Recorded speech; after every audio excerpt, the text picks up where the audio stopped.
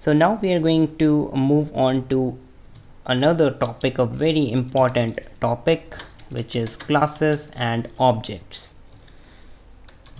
So classes is basically a way to create user defined data types, and that data type can hold some attributes and methods inside it. Attributes are basically variables and methods are basically functions. So in order to create a class means that it is a class of attributes and methods. So let's create a class using the class keyword, and let's name this data type as student. Right, so this is our class student. Press enter and you will be able to see that it leaves some indentation. Make sure that you are going to leave this indentation because this defines the attributes and methods inside this class student. So let's define some function in this, let's define some variables in this class. Let's say marks 90 is a variable, and let's create a name, and let's name it as no name initially. So here we have created a class student, and you can see here we have created two attributes in this class student. So once you have declared, or once you have created a class student, if you want to access any attributes or methods inside this class, you will have to create an object of this class, and that object will be used to access these elements. So let's create a variable object, and in order to create an object you will just have to use the same name as that of the class and then a function like this.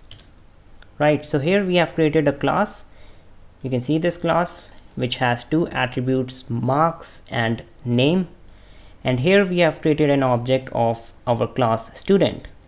So now if we want to display the marks of this particular object student, we can do so by using a dot operator. You can see here I have written dot.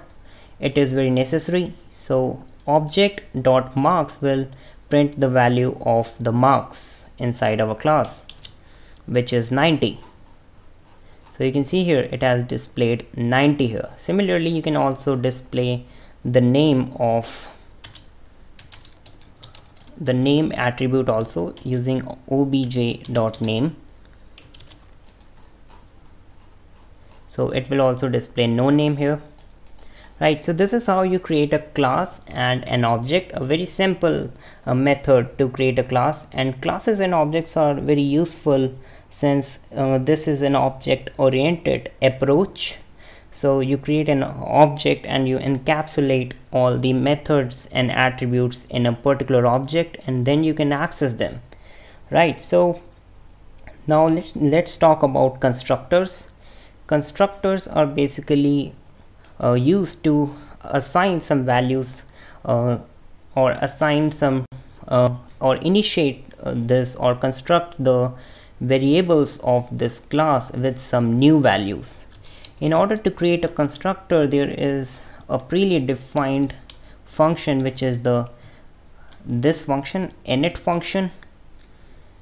Define init. It has two underscores here and two underscores here.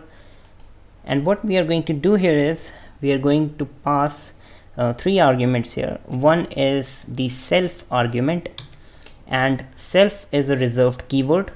So self basically represents the object that is basically calling this, right? So I'm going to write here a comment. So self is a keyword that references to the object that called this function or this constructor, right? So whenever you create an object of a class, you can actually create some methods inside it. A constructor is this init function is also a function, And what you will have to do is you will have to pass at least one parameter, which is the self parameter, and it basically references to the object that has called this function. So this is the object obj. So the main use of constructor is that this function, init function, will be called at the time of object creation. So when you will the object, you can see that this is where we have done the instantiation. So whenever you will initialize it, you can actually construct it with some values. So let's construct it with marks as 95 and name as Vishal. Right, so we have created a constructor here, and whenever you will do the instantiation, whenever you will create an object and you are passing these two, this init function is called automatically. You don't need to call it, right? So we will pass three arguments. One is the self, which refers to the object that has called this function. In our case, it is obj. So now we're going to pass here some, since 95 is passed, so I'm going to name it new marks and then new name.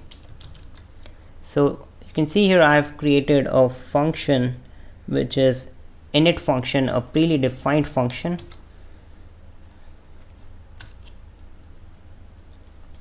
So now what I'm going to do is I'm going to assign the marks and name as new marks and new name. For that you will have to use the self keyword. So self dot marks is equal to new marks.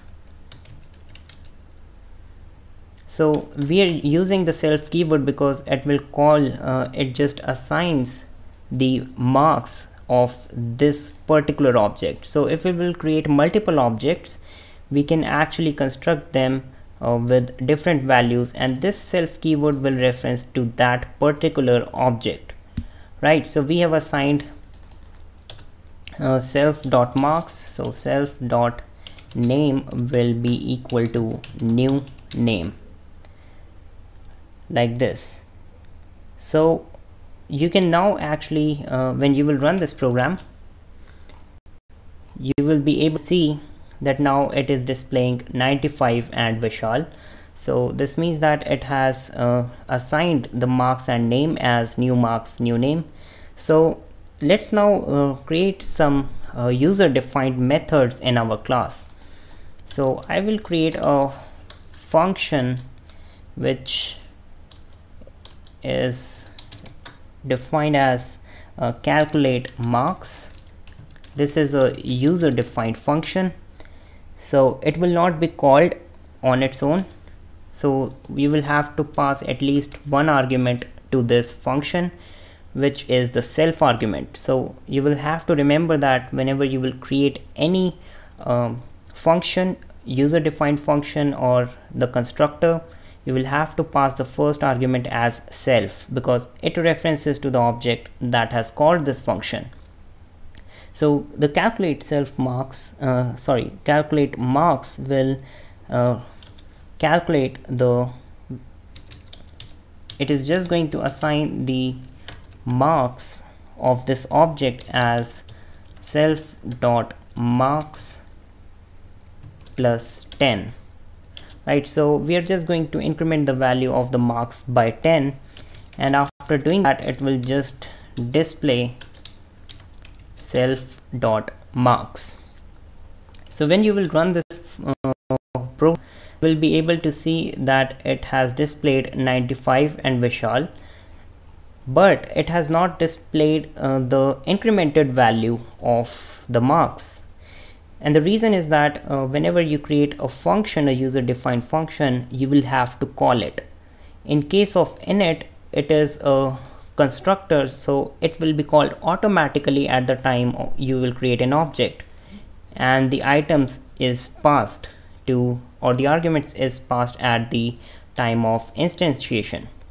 So what you will have to do is you will have to just call this calculate marks function. So let's call this function using the object obj dot calculate marks function. So when you will just call this function, it will display the incremented value. Sorry, it should be obj. I think I've written it onj. Right, it should be obj. So the user defined functions or the methods need to be called explicitly, but the init function is called at the time of object creation.